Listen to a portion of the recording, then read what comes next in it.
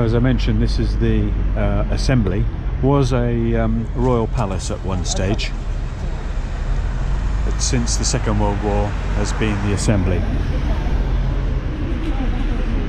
These ruins that you can see over here are the ruins of the headquarters of the Yugoslav army, which were attacked during the Yugoslav Civil War by NATO aircraft. This is the Hotel Moscow, and I'm going to go and have lunch in there now. It's supposed to have the best restaurant in town as well, the Tchaikovsky restaurant, so I'm going to see whether that's true or not. Now I'm sitting on the terrace of the Tchaikovsky restaurant of the Hotel Moscow in Belgrade, which is the most famous hotel in Belgrade. Built in 1905-06 in the then very avant-garde style of the Art Nouveau, and it survived 2 world wars and the Yugoslav Civil War. And for those that like their food and enjoy a special treat every now and again, I'll share with you the menu that I'm going to have today.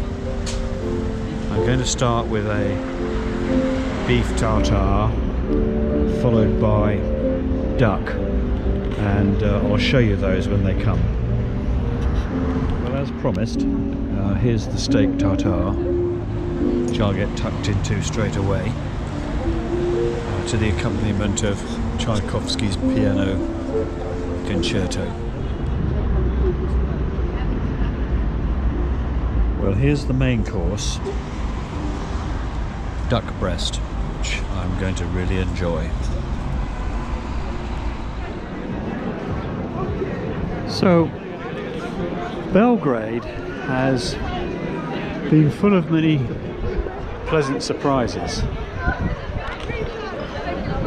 and not least because the last time I was here I neither saw it at its best nor did I see its best, and so I can say now that it's definitely worth the visit.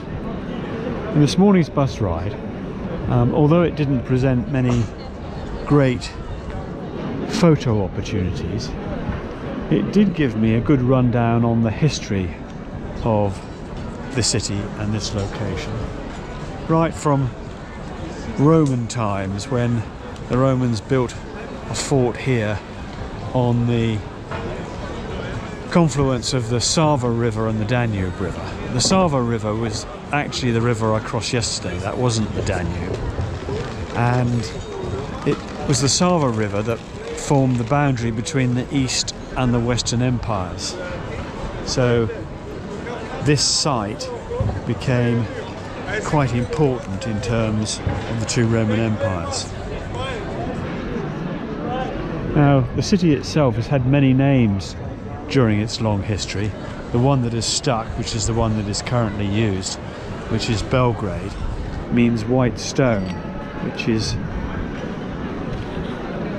a reflection of the stone that has been used for construction here over the centuries.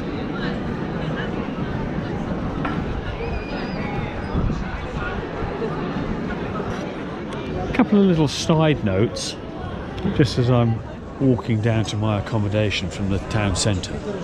Yesterday I bumped into the Canadian women's rugby team, who are here on tour, and we'll be playing a rugby match against Serbia tomorrow, which sadly I won't be able to watch because I'll be on the way. And secondly, that Serbia had many great sons, and Belgrade many of those great sons. And one of them, of course, was Nicholas Tesla, and many of the roads and boulevards and places here bear his name, which is interesting.